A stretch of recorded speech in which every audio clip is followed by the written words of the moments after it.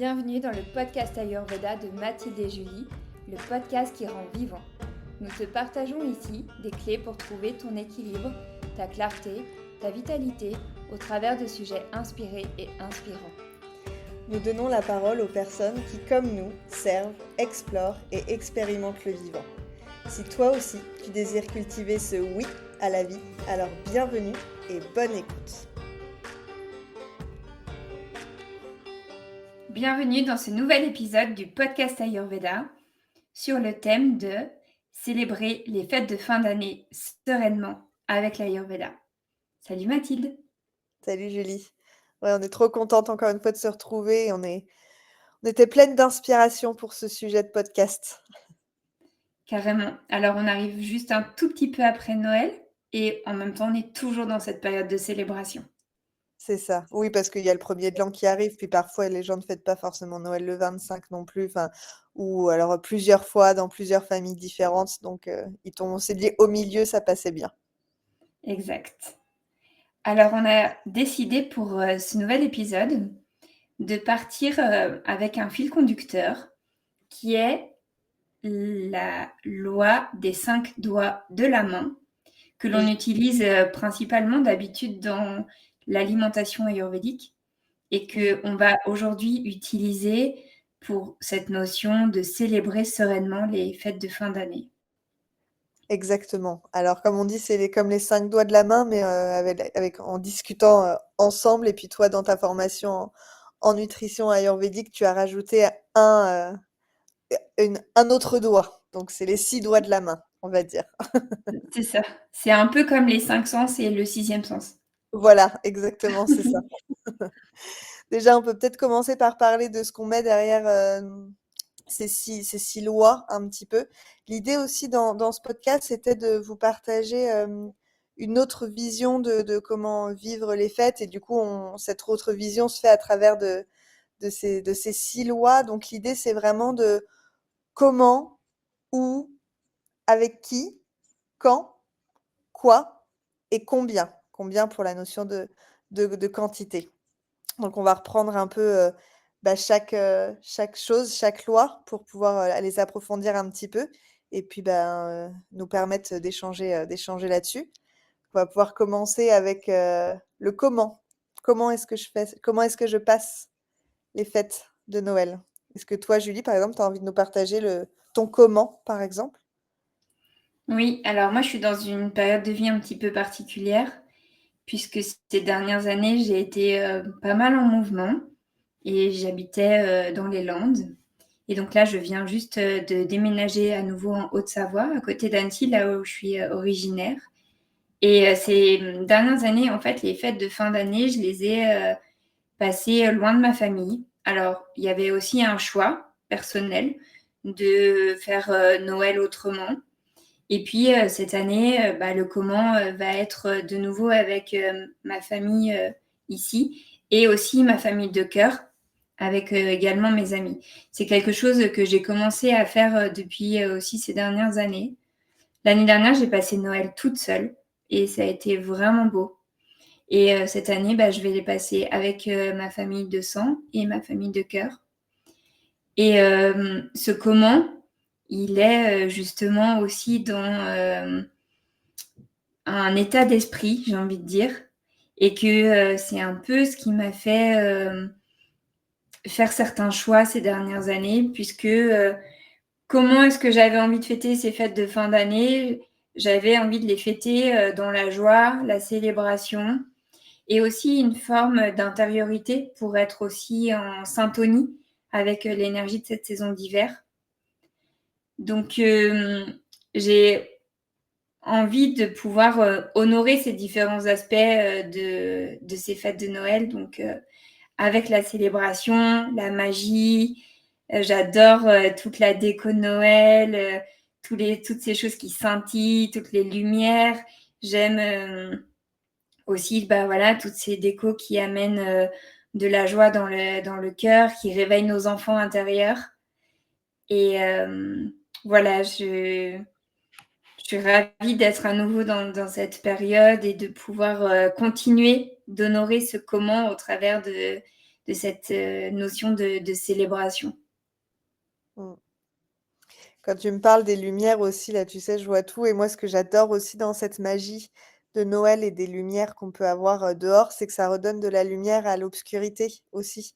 Tu sais, comme les jours sont beaucoup plus courts, le fait de sortir et d'avoir toutes ces lumières de toutes ces couleurs, je trouve qu'il y a un petit côté, très chaleureux qui amène beaucoup de chaleur dans ce moment, qui est vraiment très agréable.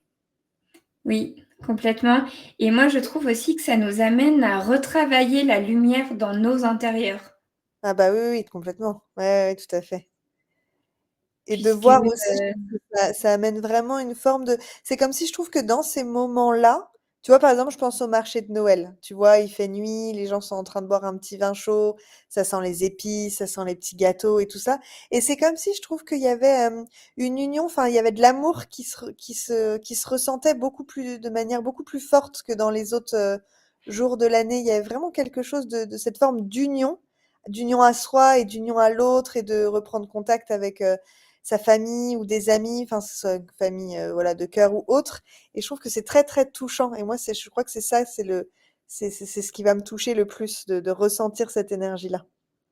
oui, carrément, c'est tout à fait ça. Il y a vraiment cette notion d'amour, de se rassembler, d'être ensemble et d'être ensemble, dans le cœur, dans la joie du cœur, ouais. Ouais, c'est ça. Mmh. Mmh.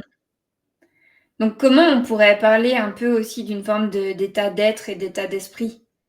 Tout à fait. Beh, tu vois, c'est exactement la réflexion que je me suis faite hier quand j'ai fait ma méditation là sur le solstice. J'étais toute seule, je me suis fait, une petite heure et en fait, je me suis dit, j'avais une partie de moi qui avait pas très envie puisque les fêtes de fin d'année étaient enfin, on va dire que 2024 a été assez challengeant et je me suis dit: «Oh, est-ce que j'ai envie d'être, avec du monde et tout ça?» Et en fait, je me suis dit: «Mais, il suffit que j'ai simplement à décider si j'ai envie de les vivre bien ou si j'ai envie de les vivre, mal dans le sens, voilà, je ressasse toute mon année qui était difficile, mais en même temps, il y a eu aussi des choses magnifiques et qu'est-ce que j'ai envie de poser sur ça? Et en fait, comment est-ce que je vais me respecter aussi pendant ces fêtes de Noël? Parce que du coup, bah, voilà, je vais le fêter plusieurs fois moi avec ma famille, enfin, je vais faire au moins 3 ou 4 repas différents, donc voilà.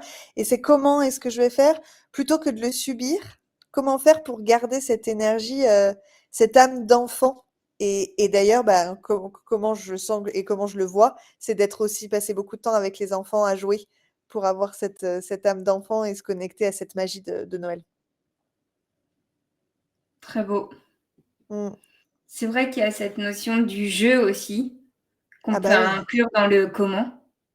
tout à fait. Parce que la célébration, il y a c'est vrai que dans la célébration, il y a aussi cette forme de jeu, de joie, de partage, de rire.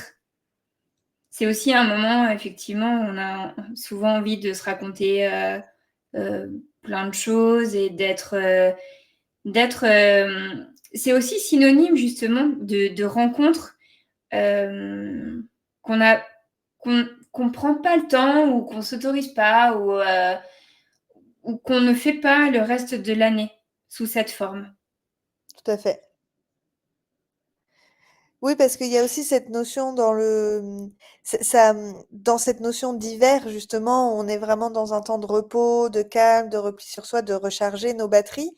Il y a un peu, moi je l'entends souvent aussi, et moi la première, un peu cette charge mentale de Noël, de penser aux cadeaux, de penser à préparer les fêtes, de faire les courses, de potentiellement on va moins dormir, on va beaucoup plus manger. Et du coup, il y a quelque chose qui vient s'activer alors que ça demanderait de faire l'effet inverse. Et en fait, comment nous, juste, en ayant conscience de ça, ben, on peut tout simplement le vivre dans la joie et ralentir ce processus et se dire, OK, là, je prends 2 heures pour faire mes courses, mais après, je vais prendre un temps pour me poser, prendre le temps de lire mon bouquin que j'ai envie de lire. Enfin, voilà, de pas vouloir forcément rentrer dans cette notion il faut que tout soit parfait.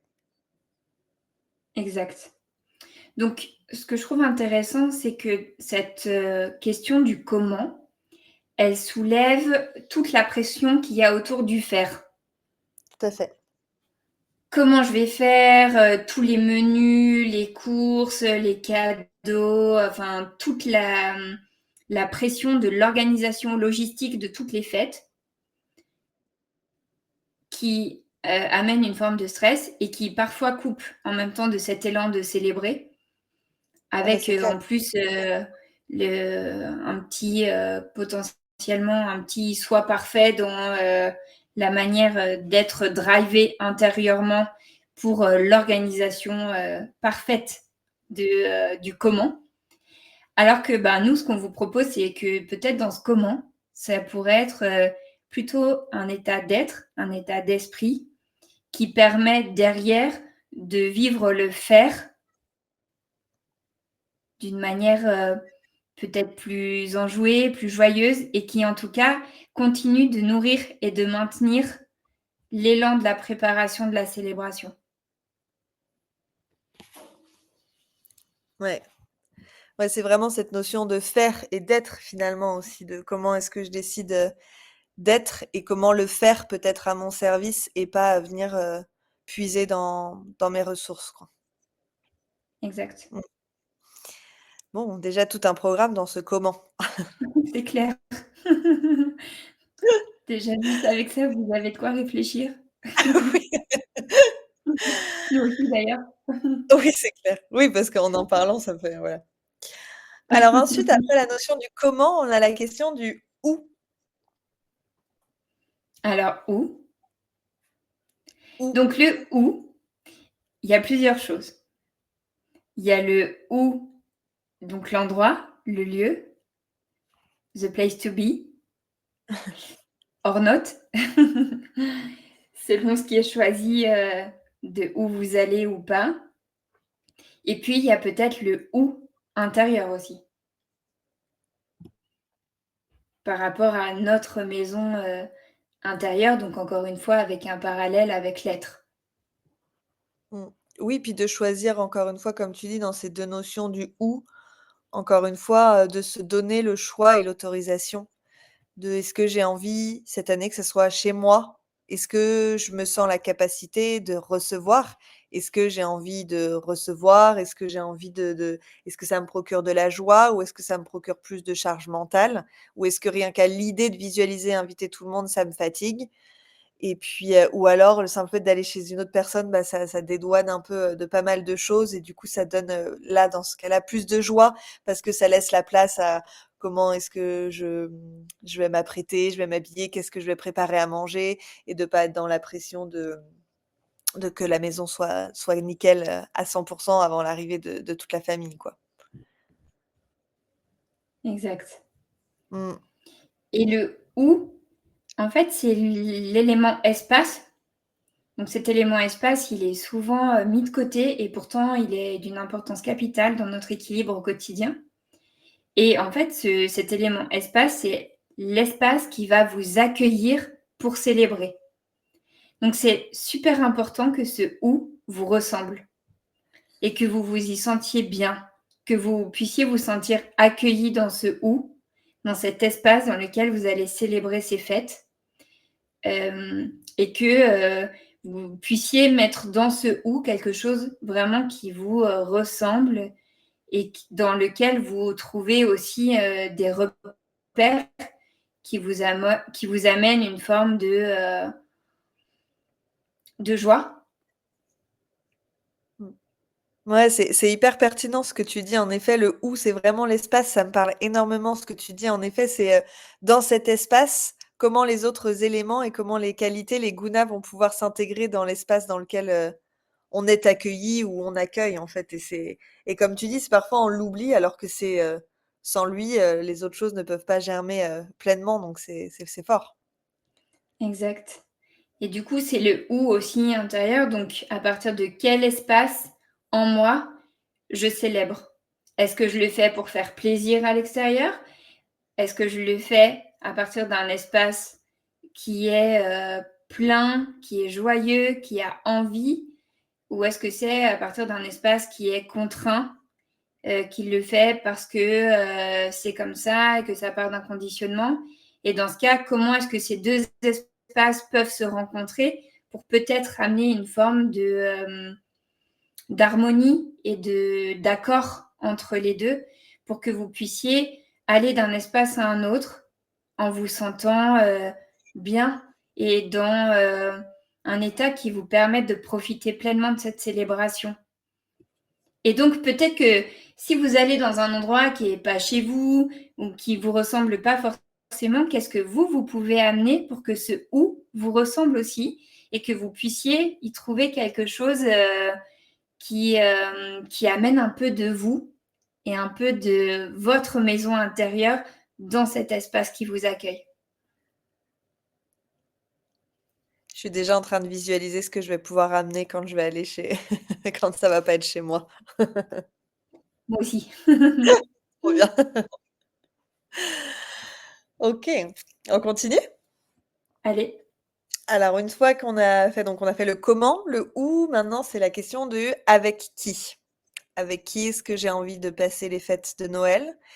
Et avec qui je vais les passer, même si potentiellement il y a, un tel ou un tel que j'ai pas forcément envie de voir. Comment est-ce que je peux faire en sorte que ça soit plutôt, fluide? En fait, moi j'aime bien, pour vraiment le relier à l'ayurveda quand, je suis dans des repas comme ça, bon là c'est dans le cadre familial, mais même amical. En fait, c'est un peu comme, les schrotas, les canaux du corps et ben là, je le vois comme les canaux des relations qu'on peut avoir et il y en a qui vont être, bouchés, il y en a qui vont être congestionnés, il y en a pour lequel ça va être très fluide, où le prana va circuler, de manière, fluide et c'est du coup comment quand une fois que j'ai observé chez qui, dans quelle relation c'était congestionné, dans quelle relation c'était fluide et cetera, ça me permet de savoir, bah, quand je suis dans mon repas, et que je suis en pleine discussion, où est-ce que j'ai envie de me brancher? Sur quel canal j'ai envie de me brancher et du coup avec qui j'ai envie d'aller pour me nourrir plutôt que de me desservir? Et c'est vraiment, un peu comme l'idée de ouais, c'est vraiment cette idée-là de sur quel schrota, sur quel canal je vais me brancher pour me sentir, bah, bien. Oui, c'est une approche très intéressante de regarder effectivement le avec qui comme cette notion des canaux, puisque le avec qui fait référence aux relations, hein, clairement. Ah bah oui. Et, et là encore, ben, on va faire un autre pont qui est la relation à nous-mêmes. C'est-à-dire que le avec qui la qualité du avec qui va aussi dépendre de la qualité de notre relation avec nous-mêmes à un instant T. Donc pareil, ce avec qui, peut-être que dans certains cas, bah, voilà, on sait que Noël, ça se fait souvent avec sa famille, que parfois c'est pas toujours choisi, que parfois on aimerait peut-être faire les choses autrement. Et que voilà, peut-être que c'est pas toujours possible pour certains d'entre vous. Et en même temps, ce la qualité du avec qui, même si, dans certains cas, on peut ne pas choisir le avec qui, on peut quand même choisir à partir de qui on est, on y va. C'est-à-dire, est-ce que, là, dans ma relation avec moi-même, je me sens, disponible, pas disponible? Quelles sont mes limites? Hem, comment est-ce que je vais avoir besoin de me respecter aussi dans les relations qui vont arriver, dans les partages, dans le ensemble, pour que je puisse aussi, trouver, mon espace et que, le avec qui ne me décale pas totalement de qui je suis et me permette aussi de pouvoir exprimer qui je suis. Et à partir de cette qualité d'expression de qui je suis, je vais peut-être pouvoir justement être avec qui dans une autre forme et une autre possibilité de relationner autrement. Ouais, c'est comment est-ce qu'on vient nourrir finalement ces relations, ces canaux justement et comment est-ce qu'on a envie d'en prendre soin ou est-ce qu'on n'a pas envie d'y toucher ou de les regarder et comment, parce que je il y a tellement aussi d'anticipation dans le avec qui: «Oh là là, il y a un tel, il va me dire ça, il va faire ceci», donc en fait, on est même plus dans le moment présent, on est déjà dans l'anticipation. Donc on a déjà presque préparé nos phrases à dire le jour J ou les sujets qui ne sont pas abordés ou quoi que ce soit et en même temps, bah, la vie, c'est la vie, donc parfois il y a des sujets qui sont posés et puis parfois on va se retrouver assis à côté de la personne qu'on n'avait pas envie d'être assis et c'est comment est-ce qu'on décide de modifier ça et moi je trouve que cette notion aussi de l'écoute active, elle est hyper importante dans ces moments-là pour nourrir cette pleine, relation de manière la plus authentique et la plus pure possible. Alors, entre guillemets, il y a toujours la différence entre la théorie et la pratique, bien évidemment, mais là, je pense, j'avais l'autre jour, j'étais en consultation et j'avais une personne qui est en pleine dépression et qui me disait, bah voilà, moi, la difficulté pour moi quand je suis en dépression, comme je suis en dépression, c'est qu'à Noël, j'ai beaucoup de personnes et beaucoup de personnes lui disent, oh, allez, c'est la magie de Noël, sois pas en dépression, ça va aller. Et puis, il y a toute cette notion où, du coup, il n'y a pas du tout cette écoute active auprès de cette personne. Et du coup, chez cette personne se dégage beaucoup de culpabilité de se dire, mais zut, à ce moment-là, j'arrive même pas à être heureux. Il faut que je fasse le bilan de mon année 2024 alors que je suis même pas encore dans 2025, que là, ça va déjà pas, que j'ai pas encore digéré tout 2024. Et c'est comment juste être sans avoir à dire, allez, ça va aller, juste être là, pleinement présent, sans chercher à vouloir absolument que la personne aille mieux ou sans vouloir absolument chercher à ce que l'oncle il pense la même chose au niveau politique que nous ou quoi que ce soit, mais juste être là pleinement avec soi sans chercher à vouloir absolument modifier ou changer l'autre. Oui. En fait, dans ces fêtes de Noël, en tout cas ces fêtes de fin d'année, parfois le avec qui amène des formes de superficialité dans les discussions et aussi dans les relations. Alors, ça peut être OK. Le principal, c'est d'écouter quelles sont ses limites et au travers de l'écoute active, ça permet de sentir effectivement ce qui est juste ou pas d'aborder, à quel moment c'est OK de parler de ça ou de clôturer la conversation et peut-être d'aller faire autre chose, repartir donner un coup de main, changer de place, etc. Et en fait, de s'autoriser à, à bouger, en fait, à rester en mouvement dans ce avec qui. C'est ça. Et puis de sentir aussi qu'en en étant avec soi-même, de sentir ces contractions, expansions, à quel moment ça me contracte, avec qui je suis contractée ou quel sujet de discussion me contracte et à quel moment ça me permet de relâcher. Parce que si on fait le lien avec l'alimentation, si vous êtes en train de manger et que vous parlez d'un truc qui vous contracte, clairement, c'est pas le moment où vous allez pouvoir digérer, en fait. Donc, du coup, c'est qu'est-ce qui vous permet de jouer sur ces mouvements de contraction, expansion, quoi. Oui. À quel moment est-ce que le avec qui vous dilate, c'est-à-dire que vous vous sentez totalement à l'aise, que vous vous sentez complètement vous-même, que vous sentez que vous pouvez exprimer et parler librement. Donc ça, c'est vraiment ce qu'on va appeler l'expansion et la dilatation. Et la contraction, c'est quand vous allez commencer à ne pas oser dire quelque chose que vous pensez, que vous vous retenez, que peut-être par politesse, vous allez ravaler votre salive par rapport à quelque chose que vous aimeriez dire, mais que vous ne pouvez pas dire parce que non, non, non. Donc ça, c'est effectivement comment est-ce que vous pouvez vous rendre compte de cette expansion et de cette contraction qui sont aussi importantes dans ces fêtes. Et ce avec qui, vous pouvez aussi le choisir. C'est-à-dire que, bon, il y a des dates officielles, on va dire par rapport à notre calendrier. Et il y a aussi des dates officielles à votre cœur. Donc, le avec qui, vous pouvez aussi le choisir à un autre moment dans cette période pour que vous puissiez vivre aussi cette dilatation qu'amène cette magie de Noël et cette aisance en fait à exprimer librement qui vous êtes, la joie dans votre cœur, peut-être l'amour de la beauté, l'amour d'être ensemble et de pouvoir chérir en fait cet élan de vie et puis vous nourrir profondément avec le qui, c'est-à-dire les relations qui vous nourrissent vraiment et qui sont présentes dans votre vie au quotidien tout au long de l'année. C'est aussi ça la célébration des fêtes de fin d'année, c'est je célèbre aussi ces relations-là qui viennent me nourrir et qui font partie de toutes mes nourritures tout au long de l'année. Mmh.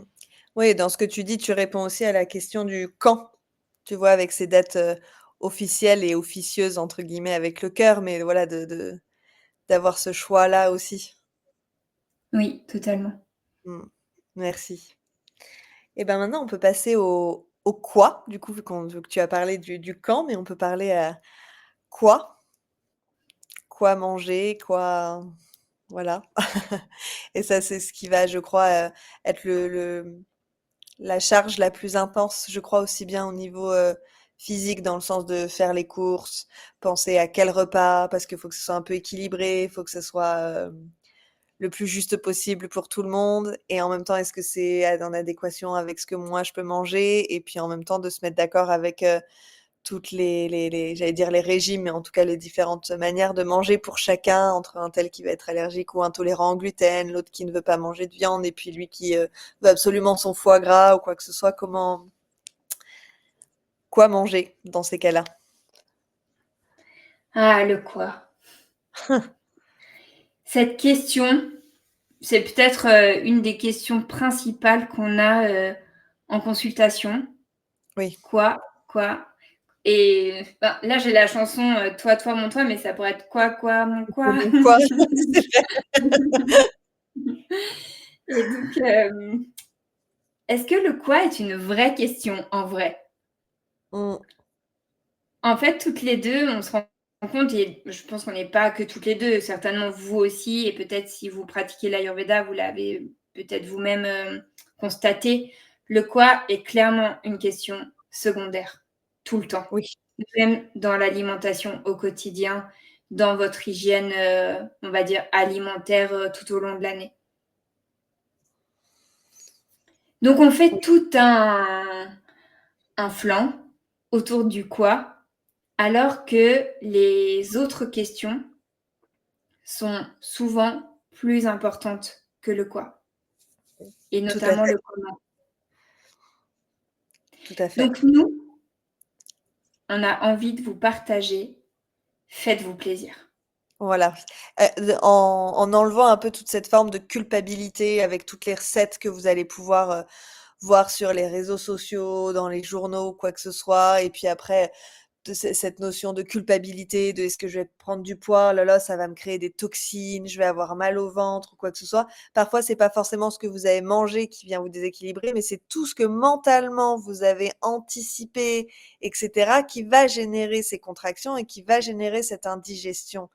Et en fait, parfois, c'est aussi retrouver, ben, la pleine confiance dans son corps aussi qui est OK, qui est toujours à la recherche de l'équilibre. Mais en fait, notre corps, si tout le reste de l'année, on a quand même cette hygiène de vie, il est capable en fait de digérer des choses qu'on n'a pas l'habitude de manger et puis on mangera un peu moins, les jours qui suivent parce que ça se fera de manière naturelle vu qu'on aura moins faim. Mais juste, il y a un livre qui s'appelle «Foutez-vous la paix» de Midal. J'ai envie de vous dire, mais allez le lire, parce qu'il est extraordinaire. C'est-à-dire, à un moment donné, et ça va avec cette notion du quoi qui est secondaire, avant de regarder dans son assiette, et cetera, mais il y a tellement d'autres choses. C'est un peu comme, aussi quand on parle du yoga, où il y a les 8 branches du yoga et où beaucoup de personnes pensent que le yoga, c'est la pratique, les asanas, les postures, alors que ce n'est qu'une des branches, mais qu'on peut très bien pratiquer le yoga sans pratiquer les asanas. Et ben, pratiquer de l'ayurveda et manger, de manière ayurvédique, c'est pas forcément ce qu'il y a que dans l'assiette, c'est aussi tout ce qu'il y a autour.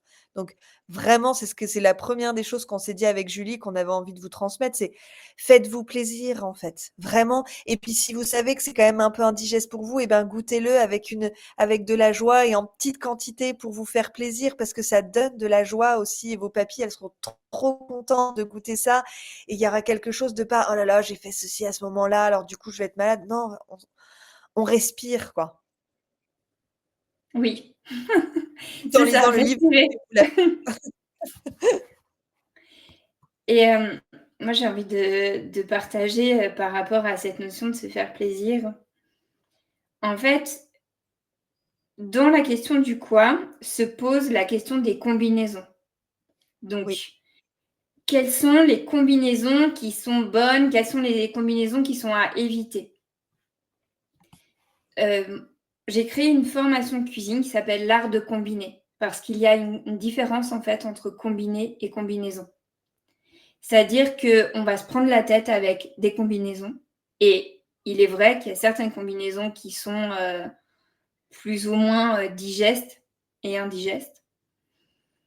Et en même temps, ce qui est le plus important, c'est de se rappeler que c'est toujours une synergie d'éléments. Donc c'est plutôt qu'est-ce que je combine? Donc dans l'art de combiner et donc dans un verbe d'action. Et c'est pour ça que le quoi isolé est secondaire, alors que quand on va être dans l'art de combiner tous les éléments de ces différentes questions, là, on va créer une synergie qui va être digeste pour nous. et où on va pouvoir être réellement dans le plaisir parce que grâce à ce verbe d'action de combiner, on va créer des combinaisons qui sont adaptées à nos besoins, qui sont respectueuses de nos besoins et qui vont nous permettre de digérer.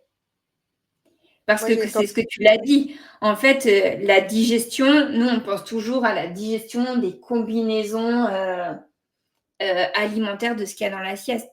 Or, on oublie qu'il y a effectivement ce qu'on a combiné avec le où, le quand, le comment, le avec qui, et que plus toute l'anticipation mentale de ah ouais, mais quand même, on va manger tout ça, et du coup derrière, je vais me sentir lourde. Donc, effectivement, on programme en avance l'indigestion, ou en tout cas la difficulté à digérer et le ralentissement digestif, alors qu'on vous rappelle que nous sommes en hiver et que notre cher ami Agni, le feu digestif, est dans sa force la plus grande puisqu'il est concentré au niveau de notre ventre et donc sa chaleur est la plus forte et la plus intense. Et donc, c'est à ce moment-là de l'année que justement, on peut vraiment se faire plaisir avec des combinaisons qui habituellement peuvent être beaucoup plus complexes à digérer le reste de l'année. Moi, j'ai toujours en tête la recette, ta recette, hein, de la croziflette ayurvédique. C'est quand même, on parle de crozet, de reblochon, enfin voilà, et en fait, des choses pour lesquelles, bah, si je parle moi en mon nom, mon Agni serait pas forcément capable de digérer. En plein hiver, fait avec amour, avec toi, avec des combinaisons parfaites où toutes les combinaisons se retrouvent, ça passe comme une lettre à la poste et c'est hyper bon et ça me procure tellement de joie et je te dis ça, je parle en mon nom, mais je sais que tu l'as fait à tellement d'autres personnes et que ça passait aussi pour d'autres personnes que ça a créé tellement de joie que de se dire: «Mais manger une croziflette peut être pleinement ayurvédique» et ça, c'est le bonheur, quoi. Ah mais tout à fait. Je l'ai encore faite, il y a quelques jours, donc j'ai fait Ouais, une tartiflette. Donc là, j'avais mis des pommes de terre, de la crème entière, du reblochon, enfin voilà, c'était plus, plus, plus, plus. Et en fait, les gens pour qui je l'avais cuisiné en ont repris 3 fois. Ils ont tous témoigné qu'à la fin, il n'y avait aucune lourdeur, alors que derrière, en plus, il y avait un dessert. ah oui, c'était quoi le dessert en dessert après la croziflette? Parce que On avait fait un petit dessert avec, on avait cuisiné des agrumes avec des épices. trop bien. Voilà, donc c'était super bon. Et en fait, c'est exactement ça, c'est-à-dire qu'il y a comme ça la combinaison de se dire ouais, les patates, le fromage, la crème et tout, mais c'est juste indigeste. Mais dans l'art de combiner et de créer des synergies, c'est passé crème. Et c'est Ah le bah cas de oui, le bah, c'est dire. le cas de le dire. Donc, rappelez-vous de ça. Ouais. C'est l'ensemble des éléments que vous allez mettre ensemble qui va créer une synergie et qui va soutenir votre capacité à digérer et donc votre possibilité de vous faire plaisir et d'honorer et de célébrer votre amour de la gourmandise. Oui, oui. Eh bien, du coup, on peut partir sur le dernier qui est qui est la notion de combien. Alors, j'aime bien parce que ça va avec ce que tu dis où tes amis se sont servis 3 fois. Oui, Cette notion aussi de ouais, de la quantité derrière le combien, c'est aussi cette notion de quantité et de comment je gère les quantités quand, j'enchaîne plusieurs repas comme ça. Comment est-ce que j'arrive à continuer d'être à l'écoute avec mon système digestif? Enfin, en fait, ne pas pour moi, cette notion de combien, elle va vraiment avec, l'écoute de soi-même, en fait, et de se dire: «Mais là, est-ce que j'ai vraiment faim? Est-ce que j'ai encore faim? Est-ce que j'en peux plus? Est-ce que mon corps m'a envoyé des informations?» Et du coup, c'est de ne plus perdre cette notion-là parce que finalement, quand on est avec beaucoup de personnes, beaucoup enfin voilà, où en plus on enchaîne, où on perd un peu cette écoute de soi-même qu'on peut avoir quotidiennement. Il y a quelque chose qui nous quitte. On ne sait pas vraiment pourquoi, mais voilà, ou en plus, il y a les apéros, qui fait que déjà, avant même d'être rentré de s'asseoir pour manger, l'apéro nous a déjà complètement nourris. Donc, c'est déjà comment dans la quantité, est-ce que je peux gérer l'apéritif pour ne pas déjà commencer par me surcharger, quoi. Exact. Et ce que j'aime aussi dans cette notion du combien et de la quantité, c'est là encore la quantité de ce que vous allez ingérer. Et il y a aussi la quantité de tout ce que vous allez ingérer sensoriellement. Donc, au travers de toutes les discussions que vous allez avoir, de tous les gens qu'il va y avoir autour de vous, peut-être de tous les enfants autour de vous qui vont venir vous solliciter pour jouer, pour vous poser des questions, pour être avec vous, plus tout ce qu'il y a en fait autour de vous que vous allez ingérer aussi par vos sens. Tout ça compte dans la quantité, ce qui fait que c'est juste énorme ce qu'on ingère durant ces fêtes parce qu'il y a beaucoup de sollicitations sensorielles, relationnelles, plus tout ce qu'il y a aussi à table. En plus, oui. Donc le combien, il inclut tout ça. Et peut-être que parfois, on pourrait se dire, bon, bah, dans le combien, allez, à l'apéro, je bois juste un coup et c'est plutôt de la quantité de discuter avec telle ou telle personne. Et en fait, ce qui nous fait aussi quitter ce discernement, hein, parce que clairement, là, on parle de discernement dans cette notion de quantité. Ce qui nous fait quitter cette notion de discernement, c'est que notre énergie et notre attention, surtout, se dévie d'endroits. C'est-à-dire qu'au lieu d'être dans l'attention est-ce que de la satiété, ok, là je sens que j'ai assez mangé, ou là je sens que j'ai besoin d'aller prendre l'air 2 minutes parce que j'ai eu assez de stimulation sensorielle et relationnelle, et ben en fait l'attention va être déviée par telle conversation, telle personne qui va me poser une question, tel enfant qui va me dire tu viens jouer avec moi, plus il y a une musique que vous entendez, vous voyez un nouveau livre qui vient d'être acheté par votre famille, etc. Et du coup, comme votre attention est déviée, vous n'êtes plus à l'écoute de ce discernement et donc des repères en fait que le corps envoie pour dire là j'ai assez, ou là j'ai besoin d'une pause, ou là j'ai besoin de boire un petit peu d'eau, ou là j'ai besoin, ok je peux me remanger un petit peu, par contre je me resserre pas parce que derrière il y a encore un autre plat, plus du fromage, plus encore après du dessert, plus après il y a le dessert du dessert, plus après le digestif. Donc voilà, c'est toujours peut-être revenir à une forme de qualité d'attention à certains moments pour que on puisse rester effectivement dans cette écoute et ce discernement de la gestion de la quantité. Ouais. Et la gestion de la quantité, pour moi, elle se voit aussi pas forcément que sur un repas, mais sur toute une journée aussi. C'est-à-dire quelle est la quantité que je vais ingérer dans ma journée et pas juste là à l'instant T du repas. Donc, c'est en fait, j'ai fait un très gros repas. Est-ce que j'ai réellement besoin de manger le soir, par exemple? Exact. Ou est-ce que c'est pas juste, en fait, c'est pas possible. Moi, je mange toujours le soir. Là, je peux pas partir sans me coucher. Alors que finalement, on n'a absolument pas faim et que c'est pas grave. Enfin, je veux dire, c'est pas grave d'avoir beaucoup mangé à midi si le petit déjeuner a été plutôt léger et que le repas du soir l'est aussi, en fait. C'est ne jamais, pour moi, ce qui est le plus important aussi, enfin pour moi, façon de parler, mais c'est de sortir du contexte quelque chose et de vouloir regarder un peu avec des œillères juste un truc très précis et d'en oublier toute la globalité. Donc, et du coup, ça fait un peu le bilan de tout ce qu'on vient de dire avec comment, où, quoi, comment, avec qui, etc. Et ben là, c'est aussi cette notion de la quantité, mais dans la journée et dans les plusieurs jours qui vont suivre aussi, en fait. Oui, c'est ça, c'est important de regarder déjà la quantité de jours, Oui.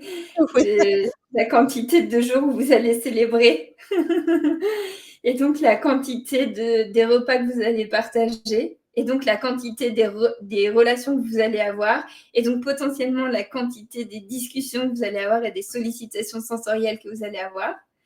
Et effectivement, comment est-ce que vous pouvez gérer dans la longueur cette quantité-là. Et peut-être que le soir, ça peut être juste un bouillon si vraiment c'est difficile pour vous de sauter un repas.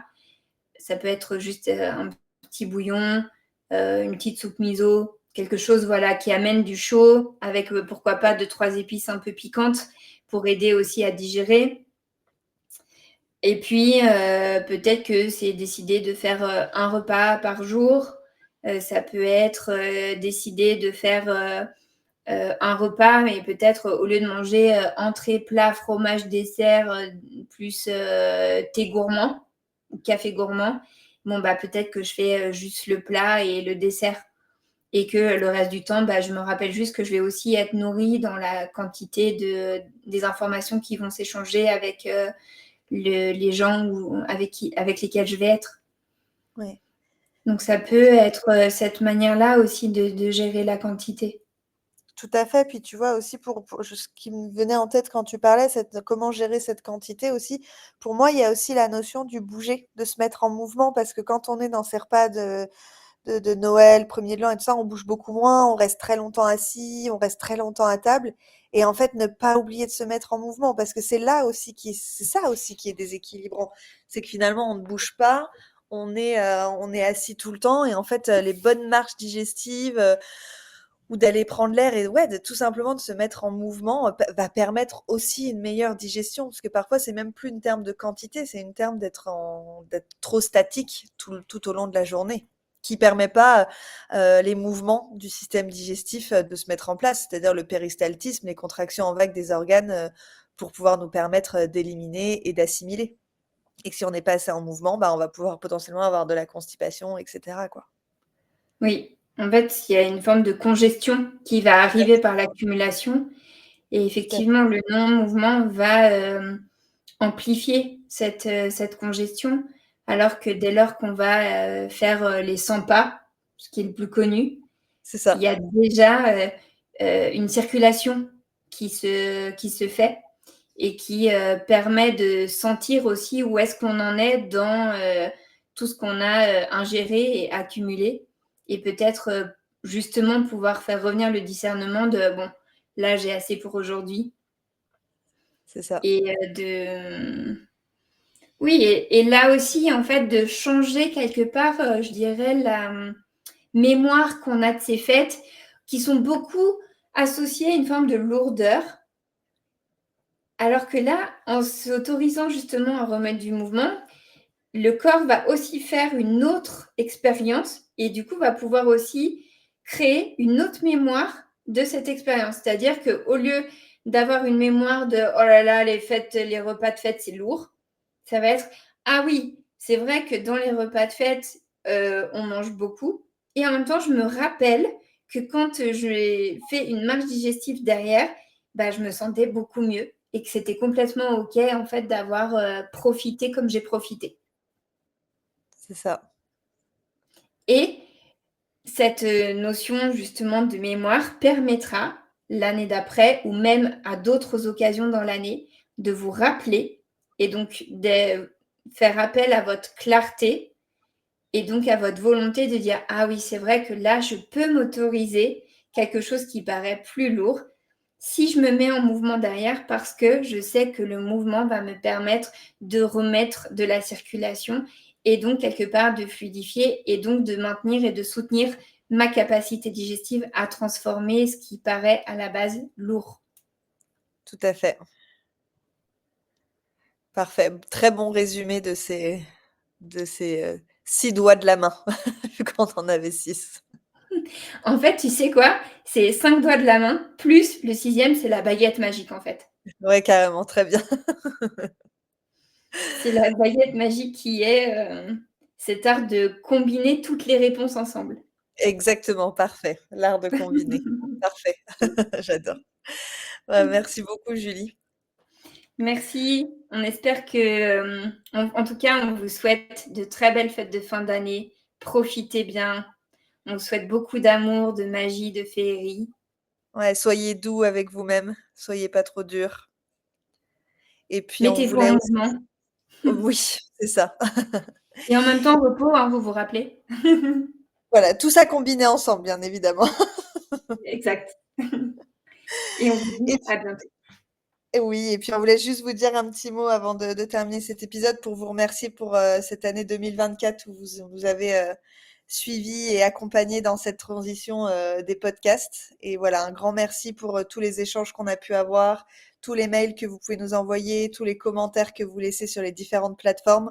On est vraiment touchés et très honorés et on prend tout autre, enfin, j'allais dire de plus en plus, mais c'est vrai, voilà. En tout cas, chaque épisode est fait avec beaucoup de joie et beaucoup de plaisir, et tout ça, c'est vraiment grâce à vous. Donc, un grand, grand merci.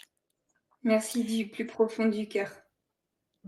Et puis, très belle fête de fin d'année à vous. Et puis, on se retrouve en janvier sur les mêmes dynamiques avec un épisode tous les 15 jours. À bientôt. À bientôt. Tu as aimé cet épisode? Dis-nous en commentaire ce qui t'a plu. Puis, clique sur le 5 étoiles de ta plateforme d'écoute préférée, abonne-toi et fais-le voyager. Tu es curieux? Découvre les packs Sommet Ayurveda qui contiennent des dizaines de contenus vidéo, audio et PDF, disponibles sur notre site internet podcast-ayurveda.com. On se retrouve dans 15 jours pour un nouvel épisode.